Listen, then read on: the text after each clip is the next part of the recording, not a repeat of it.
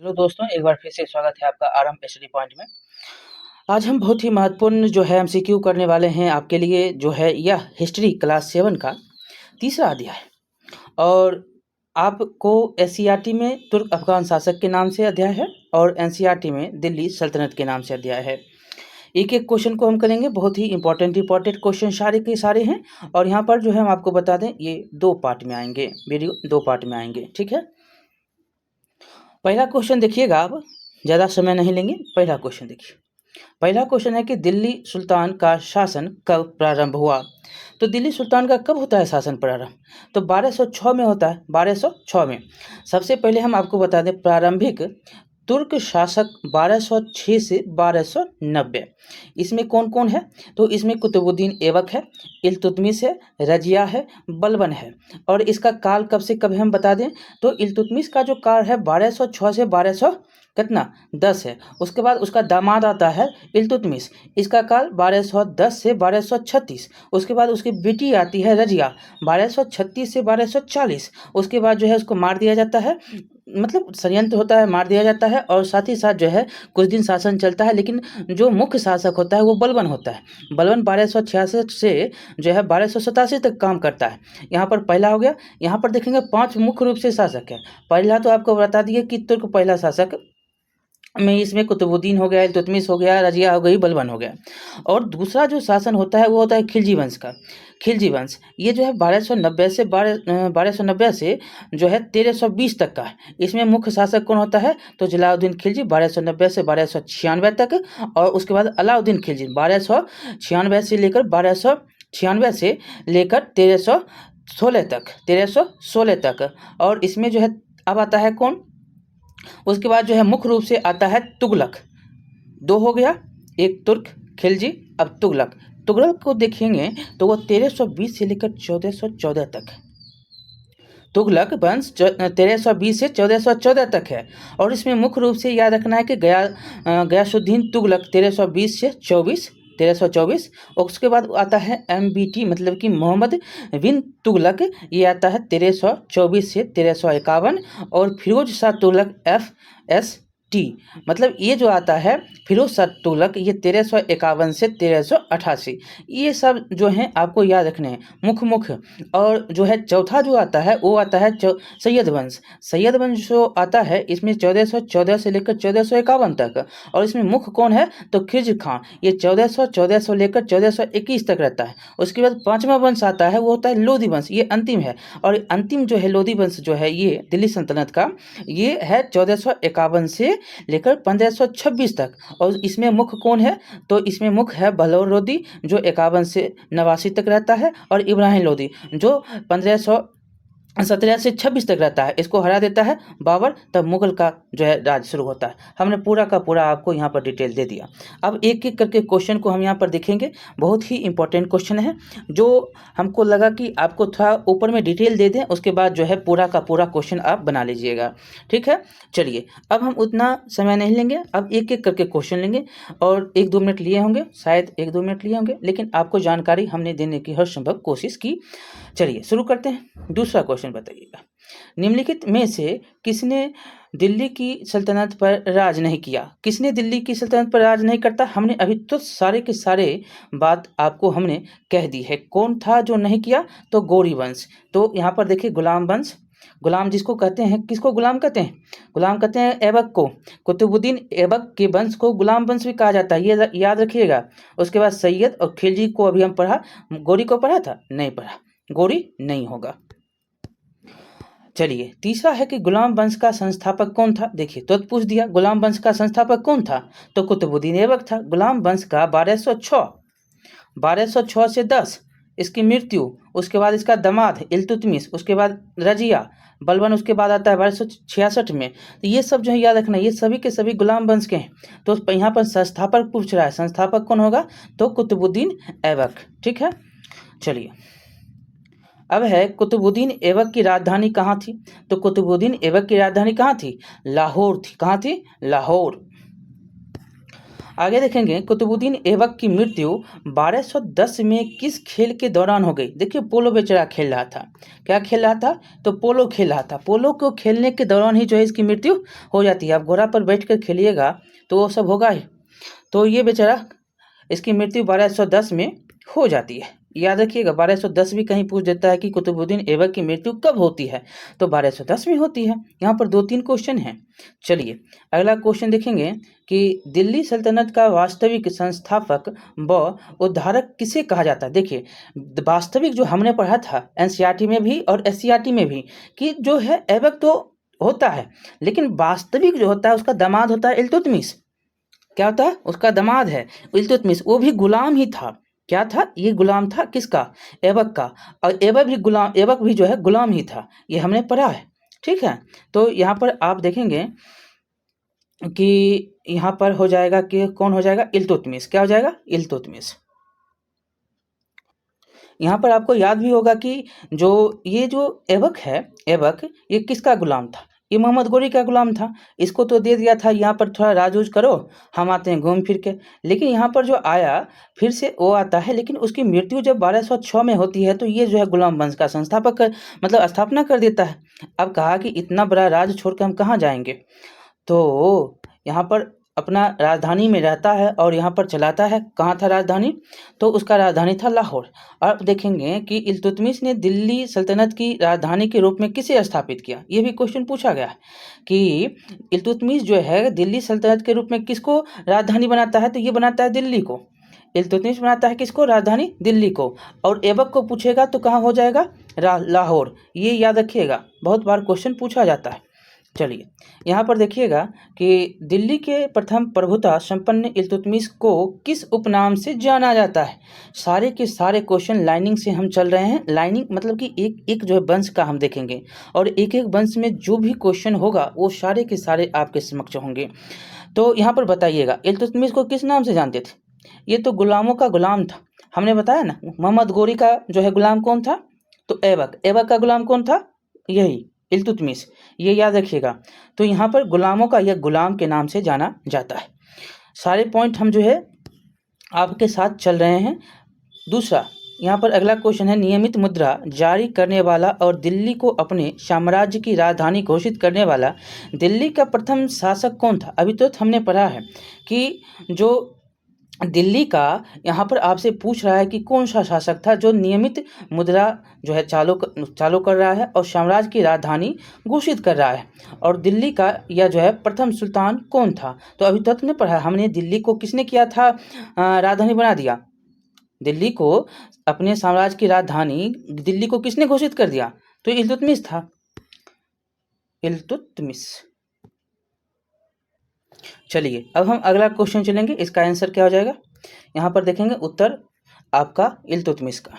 चलिए आगे देखेंगे, किसके सिक्कों पर बगदाद के खलीफा का नाम सर्वप्रथम अंकित हुआ था। ये देखिए ये क्वेश्चन जो है आपको बहुत बार पूछा भी गया है।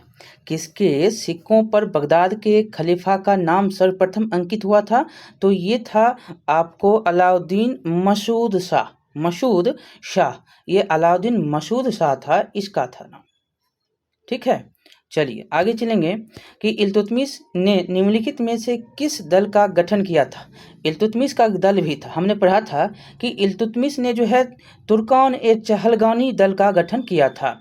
आंसर देखेंगे यहाँ पर, जो उत्तर यहाँ पर देखेंगे क्या हो जाएगा? बी नंबर, बी तुर्कान-ए-चहलगानी। अगला देखेंगे, इल्तुतमिश के शासनकाल में भारत पर किसका आक्रमण हुआ। यहाँ पर तो बहुत आक्रमण हो रहा था, बहुत जो है इसके बाद जो है खिलजी के वंश में भी बहुत आक्रमण होते हैं, लेकिन इल्तुतमिश के बारे में पूछा है तो यहाँ पर आक्रमण हुआ था वो चंगेज खां था। चंगेज खां, इल्तुतमिश के शासनकाल में भारत पर जो है चंगेज खां का आक्रमण होता है। अगला चलेंगे, यहाँ पर इल्तुतमिश ने बिहार में अपना प्रथम सूबेदार किसे नियुक्त किया। तो ये क्वेश्चन तो आप बता भी सकते हैं, हमने बिहार के बारे में पढ़ा भी है।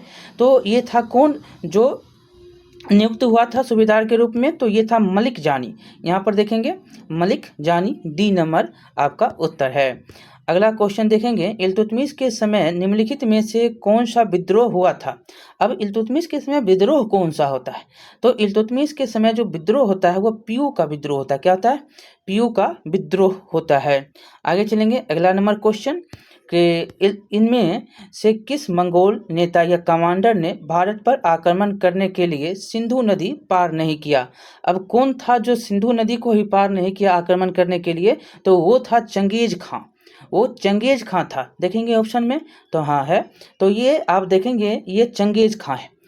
चंगेज खां। देखिएगा ये अगला क्वेश्चन कि निम्नलिखित में से कौन भारत की प्रथम महिला शासिका थी। कौन थी? तो ये रजिया सुल्तान थी। देखिए रजिया बेगम रजिया सुल्तान बन जाती है। रजिया बेगम रजिया सुल्तान बन जाती है। कैसे? तो इसका भाई था, मतलब कि इल्तुतमिश का एक पुत्र था रकनुद्दीन फिरोज, उसको वो अयोग्य शासक था। ये जब तक वो रहा तब तक माँ उसकी जो थी उसका मतलब यहाँ पर ये अल्पकालीन शासक था, लेकिन उसकी माँ का यहाँ पर पूरा का पूरा वर्चस्व था। क्या नाम था माँ का? शाह तुर्कान। तो ये शाह तुर्कान को देखकर ये सारे जो हैं तुर्की अमीर क्या हो गया? परेशान हो गया। जब परेशान हुआ तो ये बागडोर दे देता है रजिया बेगम को। अब रजिया बेगम बन जाती है रजिया सुल्तान, ठीक है। और जब यहाँ पर देखेंगे रजिया सुल्तान को भी हटा दिया जाता है। तो कैसे हटते हैं वो हम देखेंगे, कैसे हटते हैं। चलिए, ये कब से कब है? तो 1236 से 1240, ठीक। आगे चलेंगे, तो रजिया सुल्तान किसकी बेटी थी? तो इल्तुतमिश की थी। अभी तो हमने तुरंत पढ़ा है। चलिए आगे देखेंगे कि रजिया बेगम को सत्ताच्युत मतलब टर्मिनेट करने में किसका हाथ था। तो देखिए यहाँ पर तुर्क का हाथ था। किसका? तो तुर्क का। एक मिनट आप दीजिएगा। देखिए आपको बस थोड़ा सा समझा देते हैं कि जो गैर तुर्कों को सामंत बनाने के रजिया के प्रयासों से जो तुर्की अमीर था उसका विरोध हो गया, उसके विरोध हो गए। अब क्या होता है? तो अब होता ये है कि उसको बंदी बना लेता है, रजिया को बंदी बना लिया जाता है। और दिल्ली की गद्दी पर किसको बैठा देते हैं? तो मुइजुद्दीन बहरामसार को बैठा दिया जाता है, मुइजुद्दीन बहरामसार को। और यहाँ पर जो है रजिया चाहती है फिर से हम शासन जो है अपने हाथ में लें, गद्दी अपने हाथ में लें। ये इसीलिए क्या करती है, ये जो है अल्तुनिया से के साथ शादी कर लेती है, अल्तुनिया के साथ, और चाहती है कि हम पुनः गद्दी पर आएँ, लेकिन वह असफल नहीं होती है और उसकी हत्या करवा दी जाती है 13 अक्टूबर 1240 को। किसके द्वारा? तो डाकुओं के द्वारा जो है कैथल के पास इनकी हत्या हो जाती है। चलिए यहाँ पर देखिएगा अगला क्वेश्चन कि निम्नलिखित में से किसको नासिरुद्दीन महमूद ने उलुग खां की उपाधि प्रदान की थी। तो किसको किया था? तो ये किया था बलबन को। किसको? तो बलबन को। आपका उत्तर हो जाएगा बी, बलबन। देखिए ये जो है नासिरुद्दीन महमूद, ये इसका दामाद भी था, बलबन का दामाद भी था, ये याद रखिएगा। आगे चलिए, आगे है कि नासिरुद्दीन महमूद के काल में किसके नेतृत्व में भारतीय मुसलमानों का एक अलग दल बन गया। इसके जो है काल में एक अलग दल बन जाता है। ये भी क्वेश्चन जो है बहुत ही लाजवाब है। चलिए बताइएगा कि किसके, तो किसके यहाँ पर कौन मुसलमान था जिसके नेतृत्व में ये बना था अलग दल। तो कौन था कहाँ है? हाँ, यहाँ पर देखेंगे इमादुद्दीन रिहान के शासनकाल में जो है यह अलग दल बन जाता है नेतृत्व में। मतलब कि इसके शासनकाल में किसके नेतृत्व में? तो इमादुद्दीन के नेतृत्व में जो है भारतीय मुसलमानों का एक अलग दल बन गया था, ठीक है। अब आगे चलेंगे, आगे है कि दिल्ली के सुल्तान बलबन का पूरा नाम क्या था। बहुत ही इंपॉर्टेंट है, दिल्ली के सुल्तान हैं बलबन का पूरा नाम भी तो जानना है। तो इसका पूरा नाम है गयासुद्दीन बलबन। गयासुद्दीन बलबन, बी आपका उत्तर हो जाएगा। आगे देखेंगे कि बलबन ने निम्नलिखित में से कौन सी नीति अपनाई। लौह एवं रक्त की नीति अपनाई थी, ये आपका बी नंबर ऑप्शन हो जाएगा। लौह एवं रक्त की नीति जो है अपनाने वाला अपने विरोधियों के प्रति कठोर नीति पालन किया। ये लौह एवं रक्त की नीति, ये बहुत ही निरंकुश शासन था। चलिए आगे देखेंगे कि 23 नंबर, सुल्तान बलबन के आदेश पर सार्वजनिक रूप कोरे की सजा पाने वाला निम्नलिखित में से अमीरों में से कौन एक था। अब देखिए कोरा भी बरसाता है, तो यहाँ पर पहला कौन आदमी है इसका भी नाम बताइए। कि सुल्तान बलबन के आदेश पर सार्वजनिक रूप से कोरे की सजा पाने वाला निम्नलिखित अमीरों में से कौन एक था? तो यहाँ पर देखेंगे तो ये था मलिक वकवक। मलिक वकवक जो था ये पहला, मतलब ये इसके जो हैं इसको कोरे बरसाए गए थे। आगे चलेंगे कि अपनी शक्ति को समेकित करने के बाद बलबन ने भव्य उपाधि धारण की। भव्य उपाधि धारण करता है बलबन जो है, भव्य उपाधि धारण कौन सा करता है? यहाँ पर आंसर देखिएगा, यहाँ पर जो है आपका उत्तर हो जाएगा, क्या हो जाएगा? जिल्हे इलाही। जिल्हे इलाही जो है यह अपना, यहाँ पर याद रखना, अपनी शक्ति को समेकित करने के बाद जो है बलबन ये उपाधि धारण करता है, जिल्हे इलाही। आगे है 25वां नंबर क्वेश्चन देखेंगे कि राजा देवी अधिकार से संपन्न है। देवी अधिकार से ये देता था, बहुत फेंकता है और ये फेंकता भी था, और इसका जो है कोई और भी अनुसरण किया है इसके बातों को, उसको भी हम पढ़ेंगे इसी के जो है चैप्टर में। तो राजा देवी अधिकार से संपन्न है, इससे मिलता जुलता सिद्धांत है राजा की गरिमा। जो है इस दूसरे सिद्धांत को प्रतिपादित करने वाला प्रथम शासक जो है मुस्लिम शासक कौन था? तो यही था। यही कौन? तो बलबन था। बलबन था, यहाँ पर देखेंगे तो ये बलबन था। मतलब कि राजा देवी अधिकार से संपन्न है और इसके मिलता जुलता सिद्धांत जो है देखेंगे तो मिलता जुलता सिद्धांत है राजा की गरिमा। इस जो है इस दूसरे सिद्धांत को प्रतिपादन करने वाला प्रथम जो है मुस्लिम शासक कौन था? तो ये बलबन ही था। चलिए आगे चलेंगे कि बलबन ने भारत में किस फारसी त्यौहार को बनाने की शुरुआत की?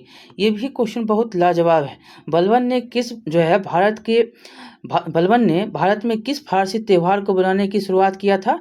तो नौरोज मतलब नववर्ष। नौरोज मतलब नव वर्ष बनाने की शुरुआत इसी के द्वारा किया जाता है। नवरोज इसको बोलते हैं। ये जो है होता है फारसी साल का पहला दिन। फारसी साल का पहला दिन मतलब नव वर्ष। ठीक है, चलिए आगे देखेंगे 27 नंबर की बलबन ने किस मस्जिद की दीवारों पर अपने शिलालेखों में स्वयं को खलीफा का सहायक कहा है? यहाँ पर स्वयं को क्या कहा? खलीफा का सहायक कहा है। तो ये कहा है गढ़ मुक्तेश्वर की मस्जिद। यहाँ पर गढ़ मुक्तेश्वर की मस्जिद में जो है ये कहा है। ठीक है, बलबन ने किस मस्जिद की दीवारों पर अपने शिलालेख में स्वयं को खलीफा का सहायक कहा है? तो ये गढ़ मुक्तेश्वर का मस्जिद में कहा है। ए नंबर उत्तर हो जाएगा आपका। अगला देखेंगे कि इनमें से किस सुल्तान ने तुर्कान ए चहलगानी की सत्ता मतलब कि हुकूमत को तोड़ने और विनाश करने में पूर्ण रूप से सफलता हासिल की? बस यही था, और कौन रह सकता है? यही था। कौन? ये बलबन था। चलिए आगे चलेंगे। दिल्ली में जो है खिलजी सुल्तान कौन थे? अब दिल्ली में जो है खिलजी सुल्तान आप बताइएगा कि कौन था? तो ये तुर्क था। कौन था? तुर्क था। आगे चलेंगे, अगला नंबर क्वेश्चन है कि अलाउद्दीन खिलजी को नवीन धर्म की इच्छा रखने के कारण किसके विरोध का सामना करना पड़ा? यहाँ पर नवीन धर्म का जो है इच्छा रखता है और उलेमाओं जी थे उनका यहाँ पर उसका विरोध का सामना करना पड़ा था। ठीक है, और आगे चलेंगे देखिएगा कि जब उसने राजत्व प्राप्त किया तो वह शरीयत के नियमों एवं आदेशों से पूर्णतः स्वतंत्र था। बर्नी ने यह कथन किस सुल्तान के लिए कहा है? यह जो सुल्तान कौन था? तो यह सुल्तान था, यहाँ पर देखेंगे इल्तुतमिश सुल्तान था। यहाँ पर सी नंबर देखिएगा, अलाउद्दीन खिलजी। अलाउद्दीन खिलजी के बारे में इसने कहा जब वो जो है राजत्व प्राप्त किया तो वह शरीयत के नियमों एवं आदेशों से पूर्णतः क्या था? स्वतंत्र था। अगला क्वेश्चन देखिएगा कि अलाउद्दीन खिलजी ने निम्नलिखित में से कौन सी उपाधि धारण की? अब बताइएगा कि अलाउद्दीन जो खिलजी है कौन सा उपाधि धारण करता है? कौन सा करता है? सिकंदर शान। यहाँ पर ए आपका ऑप्शन सही हो जाएगा, सिकंदर शानी। चलिए अब चलते हैं अगला नंबर क्वेश्चन पर कि सेना को वेतन देने की प्रणाली का विधान किसने किया? ये तो पहले से ही सेना को वेतन दे देता था। ये कौन था? अलाउद्दीन खिलजी। अलाउद्दीन खिलजी जो है सेना को वेतन देने की प्रणाली का विधान जो है शुरू कर दिया था। ये था अलाउद्दीन खिलजी।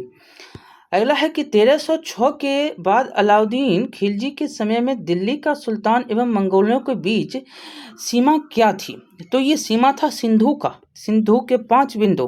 अब याद ही होगा सिंधु के 5 बिंदु। चलिए, तो ये क्या था? सिंधु था। अब आगे चलेंगे। आगे है आपका अगला क्वेश्चन, किस सुल्तान ने जमीन में फसल की नपाई का आधा राजस्व के रूप में दावा किया था? कौन ऐसा सुल्तान था जो फसल की नपाई का आधा राजस्व के रूप में दावा किया? वो था अलाउद्दीन खिलजी ही। ये कौन था? अलाउद्दीन खिलजी। कहा 50% लेंगे हम, सब कुछ काट उठ के हम 50% यहाँ पर आपका हम लेंगे। तो ये हो गया। आगे चलेंगे। तृतीय मंगोल आक्रमण में निम्न में से कौन सा सेना नायक वीर गति को प्राप्त हुआ? तृतीय मंगोल आक्रमण में कौन सा सेना नायक वीर गति को प्राप्त होता है? ये था जाफर खान। जाफर खान जो था ये वीर गति को तृतीय मंगोल आक्रमण के समय यह बहुत ही वीर गति मतलब बहुत ही साहसी था जाफर खान, ये वीर गति को प्राप्त होता है।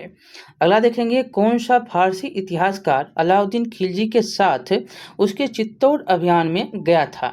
ये भी क्वेश्चन आपसे पूछा जाता है कि कौन सा था जो चित्तौड़ अभियान में गया था? तो ये था अमीर खुसरो। अमीर खुसरो, ए ऑप्शन सही है। ठीक है, आगे चलेंगे। अलाउद्दीन खिलजी के आक्रमण के समय देवगिरी का शासक कौन था? मतलब अलाउद्दीन के जो खिलजी है आक्रमण करता है उस समय देवगिरी का शासन कौन था? तो ये था रामचंद्र देव। रामचंद्र देव, ए ऑप्शन सही है। चलिए, अगला क्वेश्चन कि अलाउद्दीन खिलजी ने मूल्य नियंत्रण नीति किसके लिए लागू की थी? अलाउद्दीन खिलजी जो है वो मूल्य नियंत्रण नीति किसके लिए लागू करता है? तो ये सैनिक के लिए लागू करता है, सैनिक के लिए।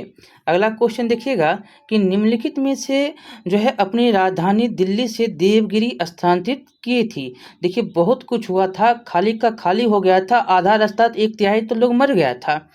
तो ये कौन था? ये था बहुत ही खतरनाक मोहम्मद बिन तुगलक, MBT, मोहम्मद बिन तुगलक। और इसके बारे में तो आपने बहुत गहन अध्ययन किया है कि क्यों किया था। बहुत सारे लोग जो हैं इसके ऐसे बातें, इनके जो है बहुत सारे लेखक जो है अपनी अपनी बातों को रखा है यहाँ पर इनके बारे में। तो अगला क्वेश्चन देखेंगे हम। अब बताइएगा कि निम्नलिखित युगों में से कौन सा सही नहीं है? इसमें देखिए, देवगिरी में शंकर देव था, बालंगर में रामचंद्र देव नहीं था, होयसल जो था उसमें वीर बल्लाड़ भी था, मुदरे में जो था ये वीर पांड्य था। ठीक है, आंसर क्या हो जाएगा? तो वीर जो है रामचंद्र देव, तो हमने ऊपर अभी तुरंत पढ़ा कि रामचंद्र देव कहाँ का था। तो यहाँ पर अभी हमने पढ़ा कि रामचंद्र देव जो था वो था अलाउद्दीन देवगिरी का। कहाँ का था? देवगिरी का। ये इधर का रहता, देवगिरी का था। रामचंद्र देव वालंगर नहीं बल्कि ये देवगिरी के थे, और शंकर देव भी हुए देवगिरी के। तो इस प्रकार से आपको यहाँ पर आंसर क्या हो जाएगा? तो आंसर गलत है ना, गलत यही वालंगर जो है, वालंगर का रामचंद्र देव नहीं होंगे। यहाँ पर देखेंगे तो आपको अगर वालंगर जो है यहाँ पर देखेंगे इसका जो वालंगर है इसमें कौन था? तो ये था, यहाँ पर आपको अगर कहा देगा कौन था तो यहाँ पर था रुद्रदेव। यहाँ पर कौन था? रुद्रदेव था। तो ये इसलिए ये आंसर गलत है। आप ये दक्षिण में, ये तमिलनाडु के क्षेत्र में। ठीक है, चलिए आगे चलेंगे कि किसने अपने आप को खलीफा घोषित किया था। देखिए आपको पता होगा कि अलाउद्दीन खिलजी जो है, ऐसे आपको तो पता ही है कि हमने पढ़ा भी है, अलाउद्दीन खिलजी जो है और इल्तुतमिश, महमूद गजनवी और जो है मुबारक शाह खिलजी। लेकिन आपको यहाँ पर है खलीफा किसने घोषित किया अपने आप को? तो ये इल्तुतमिश भी करता है खलीफा का जो है यहाँ पर अपना अथी करता है, लेकिन अपने आप को खलीफा घोषित करने वाला था मुबारक शाह खिलजी। ये अपने आप को कहते हैं हम ही खलीफा हैं, किसी खलीफा को हम नहीं मानने वाले हैं। तो ये मुबारक शाह खिलजी था। ठीक है, तो डी नंबर आपका उत्तर है। अगला है कि मुबारक शाह खिलजी ने कौन सी उपाधि धारण की? अभी तुरंत हमने अभी पढ़ा कि वो खलीफा अपने आप को करता है, और यह जो है कौन सी उपाधि धारण करता है? तो खिलाफत उल लह का जो है, खिलाफत उल लह का उपाधि धारण करता है। D number. यहाँ पर अगला क्वेश्चन देखिएगा कि तुगलक वंश का संस्थापक कौन था। तो तुगलक वंश का संस्थापक था वो गाजी मलिक था। कौन था? गाजी मलिक। एक थोड़ा सा हम आपको बात बता दें, फंसा सकता है यहाँ पर। हमने तुगलक वंश के ऊपर बात में हमने कर ली है, यहाँ पर गाजी मलिक दिया है, लेकिन कहीं पर आपको दे देगा गयासुद्दीन तुगलक, दे देता है गयासुद्दीन तुगलक दे देता है। यह जो है तुगलक वंश 1320 में स्थापना इसकी होती है। कब होती है? 1320 में। तुगलक वंश की स्थापना कब? 1320 में। और किसने किया? गाजी मलिक ने। ये कैसे करता है? तो ये होता क्या है कि गयासुद्दीन तुगलक की उपाधि धारण करता है। गयासुद्दीन जो है तुगलक की उपाधि धारण करता है और तुगलक वंश की स्थापना करता है। याद रखिएगा, ये गाजी मलिक ही था। क्वेश्चन बहुत घुमा के पूछ सकता है। अब देखिए आ गया फिर से क्वेश्चन, हमने अभी तो ऊपर बता दिया है। तो गाजी मलिक किस वंश का संस्थापक था? तो तुगलक वंश का था। हो गया ना। देखिए दो क्वेश्चन, एक बार हमने बताया 2 क्वेश्चन आया, तो तुगलक वंश हो गया। आगे चलेंगे, ए नंबर आंसर आपका हो जाएगा। अगला है कि 46 नंबर की, अलाउद्दीन खिलजी के निम्न सेना अध्यक्षों में से कौन सा तुगलक वंश का प्रथम सुल्तान बना। अब अलाउद्दीन खिलजी के जो है कौन सा सेना अध्यक्ष था जो तुगलक वंश का प्रथम बनता है। तो सीधा सी बात है, जो स्थापना करेगा, अभी तक आपने 2 क्वेश्चन पढ़ लिया है ना। तुगलक वंश का प्रथम सुल्तान कौन बनता है? गाजी मलिक बनता है। गयासुद्दीन तुगलक जो है बनता है। तो गाजी मलिक ही इसका था, क्या था? सेनाध्यक्ष था। किसका? अलाउद्दीन खिलजी का। और मलिक काफूर, जफर खान, ये सब नहीं, बल्कि तुगलक वंश की जो है संस्थापक के रूप में, प्रथम सुल्तान के रूप में गाजी मलिक या गयासुद्दीन तुगलक के नाम से आप याद रखेंगे। चलिए अगला नंबर है कि कृषि को समुन्नत करने के लिए नहर खुदवाने के संदर्भ में 13वीं शताब्दी का निम्नलिखित में से पहला शासक होने का श्रेय किसे दिया जाता है।